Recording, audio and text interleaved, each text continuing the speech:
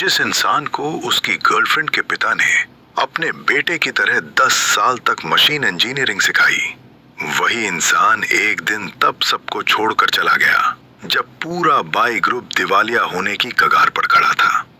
उसने न सिर्फ कंपनी छोड़ी बल्कि ठंडे दिल से ये भी देखा कि पूरा परिवार कर्जदारों से बचते बचाते सड़कों पर आ गया। लेकिन इसके पीछे वजह थी उसका पिछला जन्म। पिछले जन्म में बाइनिंग बिंग के बचपन के दोस्त और व्हाइट मूनलाइट किनेश ने जर्मन कंपनी के साथ होने वाले एक बड़े प्रोजेक्ट को हथियाने के लिए जल्दबाजी में नई बैटरी टेक्नोलॉजी का लाइव टेस्ट शुरू कर दिया था। लेकिन टेस्ट के दौरान बैटरी में धमाका हो गया। हादसे में कई लोगों की जान चली गई और पूरी कंपनी एक ही रात में बर्बादी के कगार पर पहुंच गई। उस समय तुमने बिना एक पल गवाए बाई ग्रुप का सारा बिखरा हुआ सिस्टम संभाला। दिन रात मेहनत करके नई जनरेशन की स्मार्ट इलेक्ट्रिक कार बनाई और कंपनी को फिर से इंडस्ट्री के टॉप पर पहुंचा दिया। लेकिन कंपनी की लिस्टिंग वाले दिन सब कुछ बदल गया।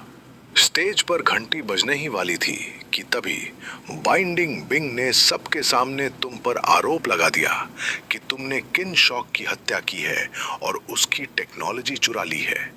पूरा परिवार तुम पर टूट पड़ा। सबने तुम्हें एहसान फरामोश, लालची और धोखेबाज कहा। इसके बाद तुम्हें जेल में डाल दिया गया, जहां धीरे धीरे तुम्हें इतनी यातनाएं दी गई कि आखिरकार तुमने दम तोड़ दिया। लेकिन जब दोबारा आंख खुली, तुम वापस उसी दिन पहुंच चुके थे जिस दिन नए फेची प्रोजेक्ट का प्रोजेक्ट हेड चुना जाना था। मीटिंग रूम में बैठे बूढ़े मास्टर भाई गंभीर चेहरे के साथ बोले कि तुम और किंच दोनों ही उनके सामने बड़े हुए हो, लेकिन इतने बड़े प्रोजेक्ट का जिम्मा सिर्फ एक इंसान को दिया जा सकता है। इस बार तुमने बिना झिझक अपनी कुर्सी से उठकर साफ मना कर दिया। तुमने कहा कि तुम इस जिम्मेदारी के लायक नहीं हो, जबकि किनशॉप बेहद टैलेंटेड है और वही कंपनी को मुश्किलों से बाहर निकाल सकता है। तुम्हारी ये बात सुनकर पूरा कमरा चौंक गया, क्योंकि आज से पहले सबको यकीन था कि प्रोजेक्ट तुम्हें मिलेगा और तुम्हारी शादी भी बाइंडिंग से तय हो जाएगी। लेकिन तभी बाइंडिंग बिंग ने तुम्हारी तरफ ठंडी नजरों से देखा और उसी पल तुम्हें समझ आ गया कि वो भी पिछले जन्म की यादें लेकर वापस आई है। इस बार भी वो अपने बचपन के प्यार किन्नश को बचाना चाहती थी। तुमने मन ही मन ठंडी हंसी हंसी। पिछले जन्म के 10 साल के रिश्ते की कीमत आखिरकार उसके लिए कुछ भी नहीं थी।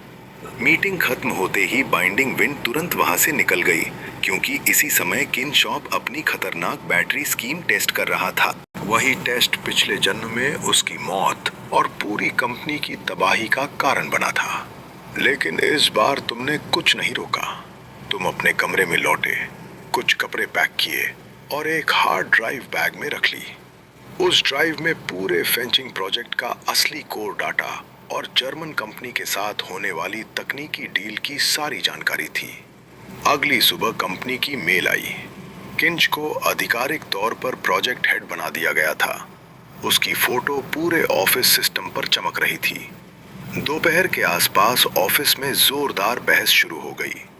तुमने दूर से सुना कि किंचो गुस्से में चिल्ला रहा था कि जर्मन प्रोजेक्ट अभी तक तुम्हारे नाम पर क्यों है।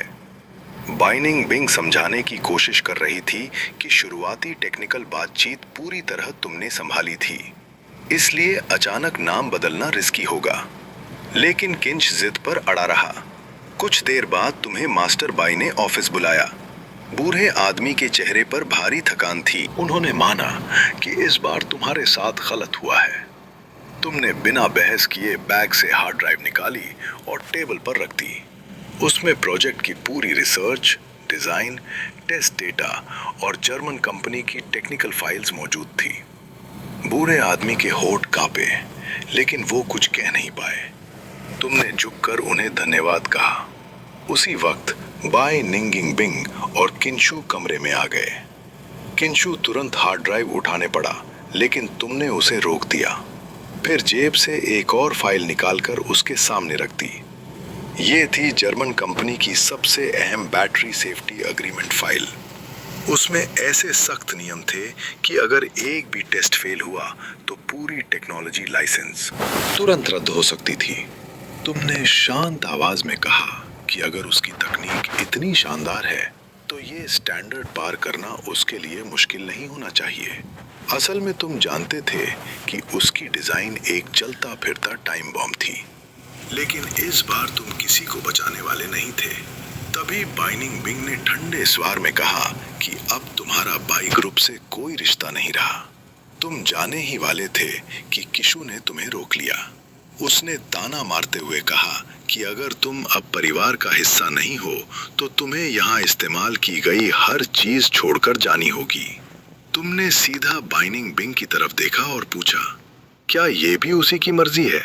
कुछ पल के लिए उसकी नजरें डगमगाईं, लेकिन आखिर में उसने कुछ नहीं कहा।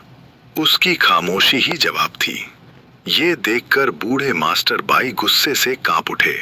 उन्होंने मेज पर रखा कप जमीन पर पटक दिया और चीख पड़े कि तुम पिछले 8 साल से इस घर का हिस्सा हो, चाहे दामाद ना सही, लेकिन उनके लिए हमेशा बेटे जैसे रहे हो।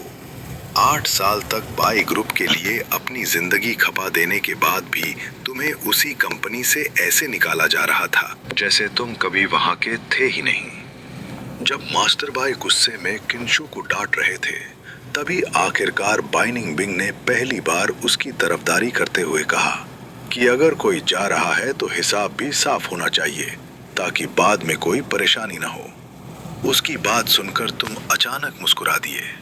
तुमने शांत नजरों से सबको देखते हुए कहा कि अगर हिसाब की बात हो रही है तो फिर पूरा हिसाब होना चाहिए। तुमने याद दिलाया कि 20 साल की उम्र में तुम इस घर में आए थे। 8 साल तक दिन रात कंपनी के लिए काम किया। दूसरे ही साल तुमने प्रोडक्शन लाइन में बदलाव करके कंपनी का हर साल करोड़ों का खर्च बचाया था।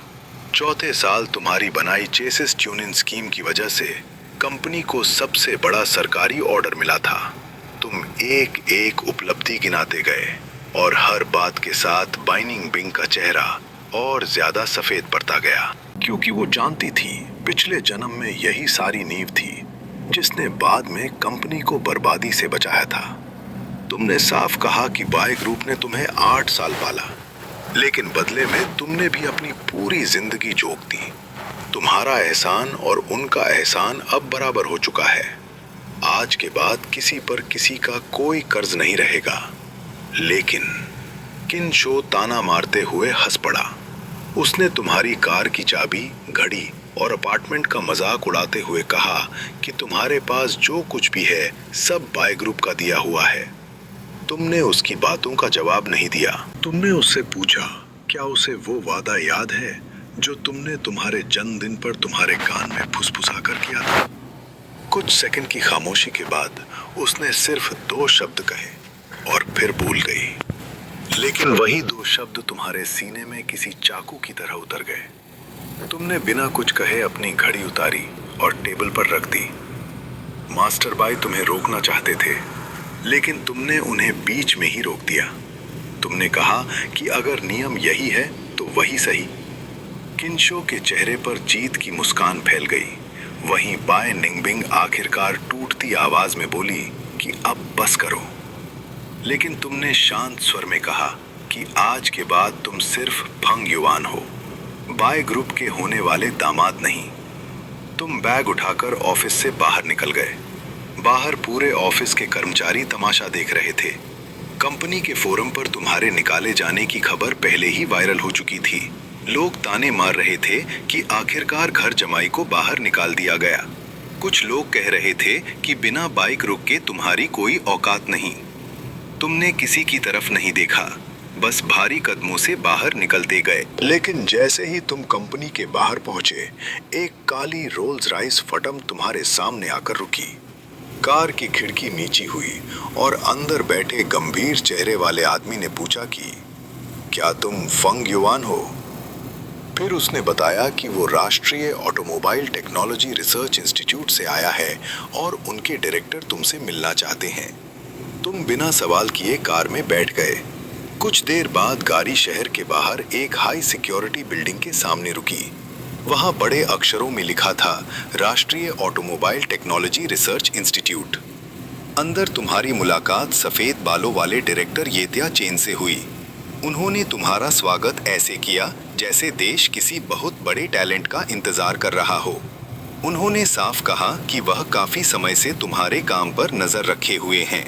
खासकर बैटरी सेफ्टी के क्षेत्र में तुम्हारे पेटेंट्स और रिसर्च ने उन्हें बेहद प्रभावित किया था। फिर उन्होंने सीधा मुद्दे पर आते हुए कहा कि जब बाय ग्रुप ने किंशो को फंशी प्रोजेक्ट का हेड बनाया तो पूरा रिसर्च इंस्टीट्यूट हैरान रह गया, क्योंकि उनकी नजर में उसकी डिजाइन कोई इलेक्ट्रिक कार नहीं बल्कि दौड़ता हुआ बम थी।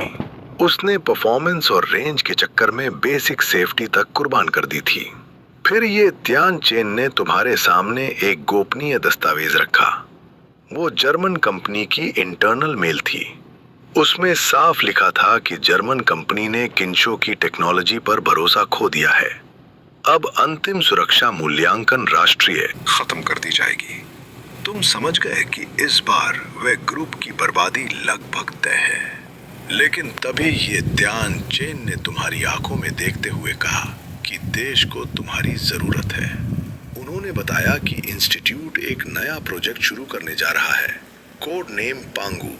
इसका लक्ष्य दुनिया की सबसे सुरक्षित और सबसे शक्तिशाली नई पीढ़ी की बैटरी बनाना था, और वो चाहते थे कि इस पूरे प्रोजेक्ट के चीफ इंजीनियर तुम बनो। इस बार तुमने एक सेकंड भी नहीं सोचा। पिछले जन्म में तुमने अपना सब कुछ एक परिवार के लिए कुर्बान किया था और बदले में मौत पाई, लेकिन इस जन्म में देश के लिए काम करने का मौका तुम्हारे सामने खड़ा था। तुमने तुरंत हामी भर दी। उसी दोपहर तुम्हारी ज्वाइनिंग पूरी हो गई। रिसर्च इंस्टीट्यूट की स्पीड बेहद तेज थी। कुछ ही घंटों में तुम्हारा ऑफिस, लैब और रहने की जगह तैयार कर दी गई। लेकिन तभी सामान रखते हुए तुम्हारा फोन बज